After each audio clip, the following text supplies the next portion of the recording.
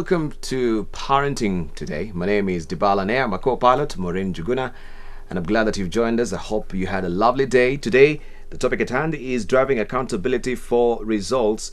All this, as I've mentioned earlier, if you've been watching the program with any regularity, pegged on capacity building for highly effective parenting. And my host today, not my host, I'm the host.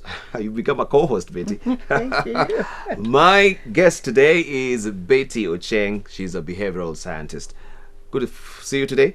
Thank you for joining us. Sure did. Always great to be here to share with our parents. Okay. Yeah, How was the office today? Insights Africa Limited. Insights Africa Group is great. We are impacting lives, doing lots of life coaching and executive coaching and training. Fantastic. For leaders. Yeah. Fantastic. Yeah. All right. So, as I've mentioned, we've been always following the theme capacity building for highly effective parenting. And today is all about accountability for the desired results that you want.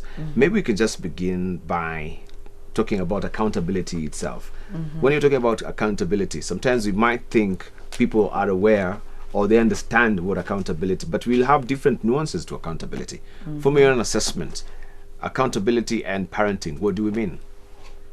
I think the thing is for us as parents is we set out on a journey and we get to the end of the term and you're looking at your child's outcome and you're thinking something wasn't working because the results you've gotten are either worse than what you had before or the same as what you had.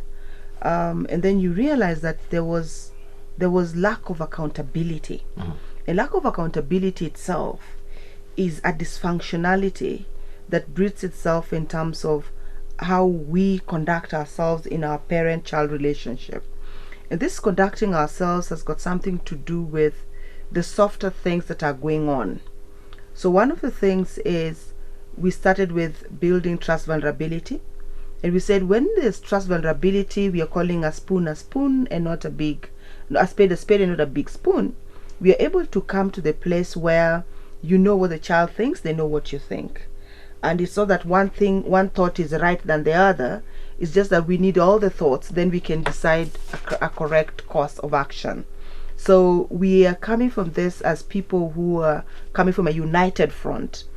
And it's because we have that trust vulnerability that one of us is overbearing on the other. And we are bringing in the right skill sets, we are bringing the right conversations, and rich, honest, genuine conversations. That moves us to the place where we start saying, well, because I hear your thought and you've heard my thought, I feel heard, you feel understood, we can now move to the next thing, which is what's the best way forward. So we are not leaving anything out of the consideration. Then we are able to build, because the conflicting opinions have come to the table, we are able to build the commitment. Now, when you build the commitment, you are now able to put in the structures for being accountable to what was agreed on.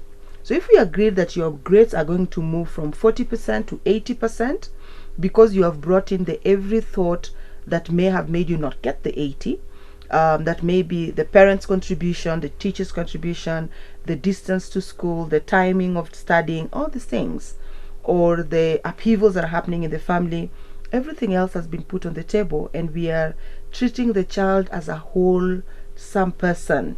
We are not only looking at academics. So we are coming to the place where we are saying we've dealt with everything. As the parent, I've brought everything that you need. I've adjusted in the ways that you felt would support you best to get the 80, if the 80 is the results we want. So we are coming to the place where we are saying, okay, your part of the bargain was this. You're supposed to bring this. It's accountability. It could also be accountability that as a parent, you're supposed to have bought for me some study books, or you're supposed to have created time for me, with me, for whatever reason. Have I done that? So you're able to sit back and start saying, so what are we holding each other accountable for?